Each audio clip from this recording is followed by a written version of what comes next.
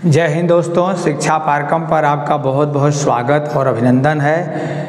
महत्वपूर्ण अनुच्छेदों के भाग 2 में आइए मिल करके हम लोग जो है चर्चा करते हैं। इससे पहले भाग में भी हम लोग महत्वपूर्ण अनुच्छेदों के विषय में चर्चा किए थे।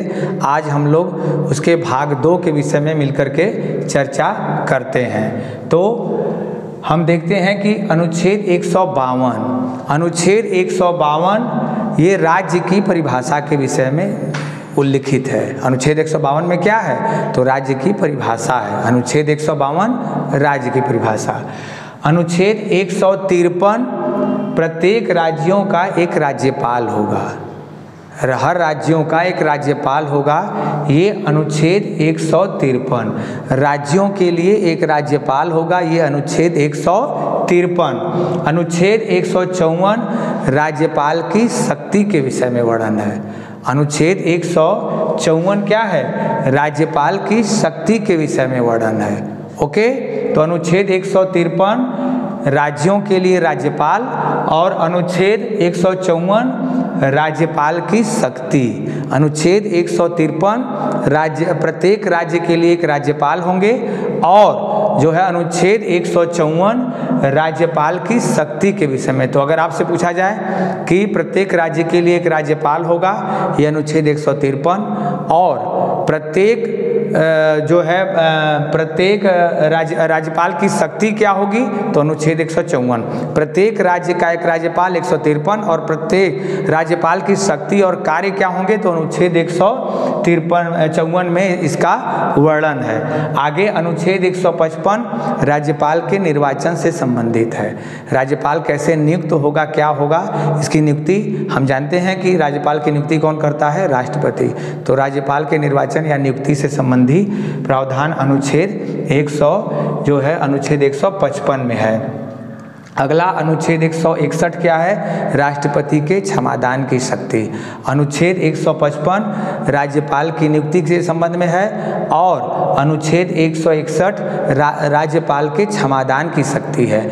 मित्रों, जैसे हम लोग केंद्र में संघ में पढ़े थे, केंद्र में कि एक राष्ट्रपति होता है, उसी तरह से राज्यों में राज्यपाल होता है। उसी तरह से राज्यों में क्या होता है? राज्यपाल होता है। तो अनुच्छेद 155 राज्यपाल की नियुक्ति से संबंधी है और अनुच्छेद 161 राज्यपाल के क्षमादान की शक्ति है। अनुच्छेद 161 राज्यपाल के क्षमादान की शक्ति है। अब हम लोग पढ़ते हैं मंत्रिपरिषद के विषय में।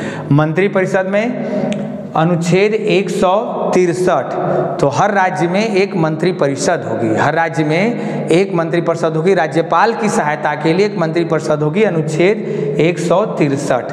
और अनुच्छेद 164 कहता है कि राज्यपाल की सहायता के लिए एक मंत्रिपरिषद जो होगी, अनुच्छेद 163। तो 164 ये कहता है कि मंत्रिपरिषद का प्रधान कौन होगा? मुख्यमंत्री। और मुख्यमंत्री की नियुक्ति कौन करेगा? तो राज्यपाल। तो अनुच्छेद 164 मुख्यमंत्री के विषय में, चीफ मिनिस्टर के विषय में वर्णन करता है। तो 163 मंत्रिपरिषद के विषय में और 164 मुख्यमंत्री के विषय में वर्णन करता है। तो 163 मंत्रिपरिषद और 164 मुख्यमंत्री के विषय में वर्णन करता है। 165 महाधिवक्ता। जैसे हम लोग पिछले वीडियो में पढ़े थे अनुच्छेद 76 महान्यायवादी, उसी तरह राज्यों में न्यायिक परामर्श देने के लिए जो होते हैं अधिकारी, उन्हें महाधिवक्ता कहते हैं। और यह अनुच्छेद 165 महाधिवक्ता। महाधिवक्ता राज्यों में होते हैं और केंद्र में उसे महान्यायवादी कहते हैं, अनुच्छेद 76। ओके, राज्य विधानमंडल के संबंध में कौन कौन महत्वपूर्ण अनुच्छेद है इसे देखते हैं। तो अनुच्छेद 168 ये राज्य विधानमंडल का वर्णन करता है। कुछ राज्यों में विधानसभा, कुछ राज्यों में विधान परिषद भी है, तो कुछ राज्यों में 2 सदनी है, कुछ राज्यों में, अभी वर्तमान में 6 राज्यों में जो है विधानमंडल 2 सदनी है। बाकी अन्य सभी राज्यों में एक सदनी है। तो विधानसभा और विधान परिषद ये दो सदनी होते हैं। अगर विधान परिषद नहीं है तो विधानसभा होती है। तो विधानमंडल का वर्णन अनुच्छेद 168 में है। अगला अनुच्छेद 167 विधानसभा की संरचना के विषय में है। अनुच्छेद 170 अनुच्छेद 168 विधानमंडल के विषय में और अनुच्छेद 170 राज्यों की विधानसभा की संरचना का वर्णन करता है।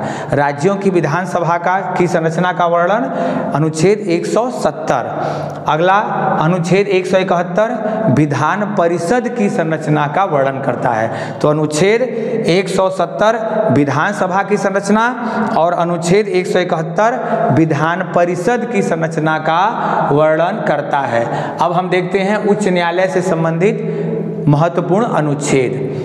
अनुच्छेद 214 प्रत्येक राज्य के लिए एक हाई कोर्ट होगा। यह अनुच्छेद 214 प्रत्येक राज्य के लिए एक हाई कोर्ट होगा। यह अनुच्छेद 214 में वर्णन है। और हाई कोर्ट का गठन किस अनुच्छेद में है? तो हाई कोर्ट का गठन अनुच्छेद 216। अनुच्छेद 214 कहता है कि प्रत्येक राज्य का एक हाई कोर्ट होगा, एक उच्च न्यायालय होगा। और अनुच्छेद 216 कहता है कि हाई कोर्ट का गठन कैसे होगा, इसके विषय में वर्णन अनुच्छेद 216। हाई कोर्ट के गठन 216 और प्रत्येक राज्य के लिए एक हाई कोर्ट होगा अनुच्छेद 214। अनुच्छेद 231 दो या दो से अधिक राज्यों के लिए एक ही हाई कोर्ट हो सकता है। प्रत्येक राज्य का एक हाई कोर्ट हो सकता है या दो या दो से अधिक राज्यों का एक ही संयुक्त हाई कोर्ट हो सकता है। यह अनुच्छेद 231 में वर्णन है। यानी अनुच्छेद 231 दो या दो से अधिक राज्यों का एक ही हाई कोर्ट होगा, इसका वर्णन अनुच्छेद 231 में है। जैसे पंजाब और हरियाणा का चंडीगढ़ में है हाई कोर्ट, तो ये दो या दो से अधिक राज्यों का एक ही हाई कोर्ट होगा, यह अनुच्छेद 231 में वर्णन है। अब हम केंद्र राज्य से संबंधित जो है महत्वपूर्ण अनुच्छेदों को देख लेते हैं। तो अनुच्छेद 249 यह राज्यसभा का विशेषाधिकार है। अनुच्छेद 249 यह राज्यसभा का विशेषाधिकार है। यह कहता है कि राज्यसभा जो है राज्य सूची के विषय पर, राज्यसभा राज्य सूची के विषय पर अगर यह कानून बना दे, पास कर दे, तो उस पर संघ सरकार, केंद्र सरकार कानून बना सकती है। अगर राज्यसभा अपने बहुमत से पास कर दे तो राज्य सूची के विषयों पर कानून बनाने का अधिकार संसद को मिल जाता है। तो अनुच्छेद 249 राज्यसभा का विशेषाधिकार है। अगला अनुच्छेद 262। अनुच्छेद 262 में नदी जल विवाद है। हम जानते हैं कि भारत में कोई भी नदी कई राज्यों से होकर बहती है, तो प्रत्येक एक ही नदी के पानी को लेकर कई राज्यों में विवाद होता है। तो नदी जल विवाद अनुच्छेद 262, नदी जल विवाद अनुच्छेद 262, नदी जल विवाद अनुच्छेद 262, इसको याद रखेंगे। अनुच्छेद 263 अंतर्राज्यीय परिषद के विषय में वर्णन करता है। और अंतर्राज्यीय परिषद की नियुक्ति कौन करता है? राष्ट्रपति। और अंतर्राज्यीय परिषद का अध्यक्ष कौन होता है? प्रधानमंत्री। अंतर्राज्यीय परिषद का अध्यक्ष प्रधानमंत्री। तो अंतर्राज्यीय परिषद के विषय में वर्णन किस अनुच्छेद में है? तो अनुच्छेद 263। अंतर्राज्यीय परिषद के विषय में वर्णन अनुच्छेद 263। और अनुच्छेद 262 क्या है? तो नदी जल विवाद। अनुच्छेद 262 नदी जल विवाद। अनुच्छेद 263 अंतर्राज्यीय परिषद। अगला अनुच्छेद 266 संचित निधि के विषय में वर्णन है। अनुच्छेद 266 भारत की एक संचित निधि होगी, इसका वर्णन अनुच्छेद 266। और भारत की एक आकस्मिक निधि होगी, इसका वर्णन अनुच्छेद 267। तो अनुच्छेद 266 भारत की संचित निधि, अनुच्छेद 267 भारत की आकस्मिक निधि। ओके। अगला अनुच्छेद 280 वित्त आयोग के विषय में वर्णन करता है। अनुच्छेद 280 किसके विषय में? वित्त आयोग। वित्त आयोग की नियुक्ति कौन करता है? राष्ट्रपति।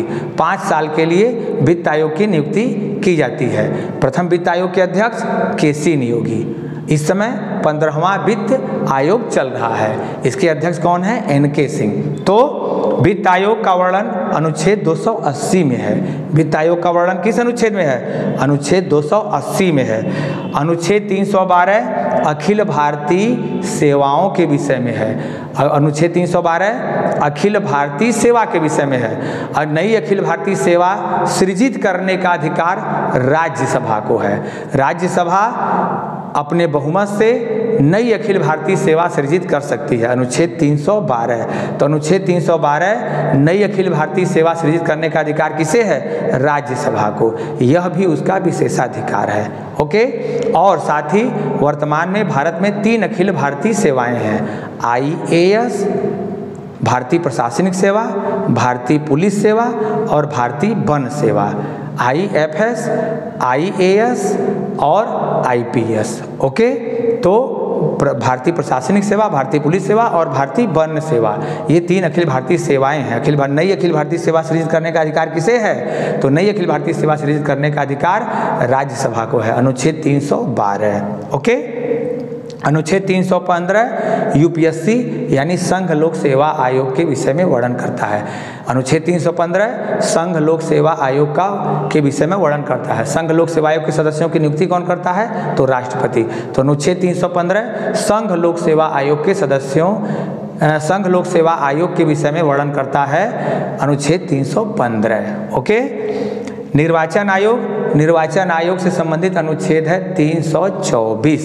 निर्वाचन आयोग से संबंधित अनुच्छेद कौन सा है? तो अनुच्छेद 324। तो निर्वाचन आयोग अनुच्छेद 324 ये याद रखिए। अगला SC ST के आरक्षण से संबंधित, तो हम देखते हैं अनुच्छेद 330 लोकसभा में SC और ST के आरक्षण से संबंधित प्रावधान है। तो अनुच्छेद 330 के अनुसार लोकसभा में SC और ST के आरक्षण से संबंधित प्रावधान है। अनुच्छेद 330 के अनुसार लोकसभा में SC और ST से संबंधित आरक्षण के प्रावधान है। अनुच्छेद 332 विधानसभा में, राज्यों की विधानसभा में SC ST के आरक्षण से संबंधित प्रावधान है। तो अनुच्छेद 330 लोकसभा में SC ST के आरक्षण से संबंधित प्रावधान है और अनुच्छेद 332 विधानसभाओं में जो है SC ST के आरक्षण से संबंधित प्रावधान किया गया है। अनुच्छेद 338 ये SC आयोग के विषय में है और अनुच्छेद 338 क ये ST आयोग के विषय में वर्णन है। तो अनुच्छेद 338 SC आयोग और अनुच्छेद 338 क ST आयोग के विषय में वर्णन है। ओके। अनुच्छेद 340 राष्ट्रीय OBC आयोग के विषय में वर्णन है। तो हम लोग फिर से देखते हैं। अनुच्छेद 338 राष्ट्रीय अनुसूचित जाति आयोग, अनुच्छेद 338 का राष्ट्रीय अनुसूचित जनजाति आयोग और अनुच्छेद 340 राष्ट्रीय पिछड़ा वर्ग आयोग का वर्णन है। ओके। राजभाषा से संबंधित अनुच्छेद देखते हैं। तो अनुच्छेद 343 कहा गया है, अनुच्छेद 343 में कहा गया है कि भारत की राजभाषा हिंदी होगी। भारत की राजभाषा हिंदी होगी और हिंदी राजभाषा होगी और लिपि कौन सी? देवनागरी। तो भारत की राजभाषा हिंदी और लिपि देवनागरी होगी। इसका वर्णन अनुच्छेद 343 में है। और साथ ही अनुच्छेद 344 राजभाषा आयोग के विषय में वर्णन है। तो 343 भारत की राजभाषा हिंदी, साथ ही लिपि कौन सी होगी? देवनागरी होगी। और अनुच्छेद 344 क्या है? तो राजभाषा आयोग के विषय में वर्णन है। अनुच्छेद 344 राजभाषा आयोग। आपातकाल से संबंधित देखते हैं। तो आपातकाल से संबंधित 3 महत्वपूर्ण अनुच्छेद हैं। अनुच्छेद 352, अनुच्छेद 356, अनुच्छेद 360। तो अनुच्छेद 352 कहता है राष्ट्रीय आपात के विषय में। राष्ट्रीय आपात लगाने के 3 कारण होते हैं: युद्ध, बाह्य आक्रमण, सशस्त्र विद्रोह। तो राष्ट्रीय आपात अनुच्छेद 352। राज्यों में राष्ट्रपति शासन अनुच्छेद 356। राज्यों में राष्ट्रपति शासन अनुच्छेद 356 और वित्तीय आपात अनुच्छेद 360। तो 352 राष्ट्रीय आपात, 356 राज्यों में राष्ट्रपति शासन और 360 वित्तीय आपात। 360 वित्तीय आपात। अगला देखते हैं संविधान संशोधन से महत्वपूर्ण अनुच्छेद। तो संविधान संशोधन से संबंधित महत्वपूर्ण अनुच्छेद है 368। संविधान संशोधन की क्या प्रक्रिया होगी, क्या क्या प्रावधान होंगे, इन सभी का वर्णन अनुच्छेद 368 में है। संविधान संशोधन कैसे किया जाता है, इसका वर्णन अनुच्छेद 368 में है। तो दोस्तों ये हम लोग भाग 1 और भाग 2 में मिला करके संविधान के महत्वपूर्ण अनुच्छेदों के विषय में अध्ययन किए, हम लोग चर्चा किए। मैं उम्मीद करता हूं कि आपको ये सारी चीज़ें समझ में आई होंगी और बहुत सारे अधिकांश भाग इसके याद भी हो गए होंगे। आप इसका स्क्रीनशॉट ले लीजिए। वीडियो देखने के लिए आपको बहुत बहुत धन्यवाद।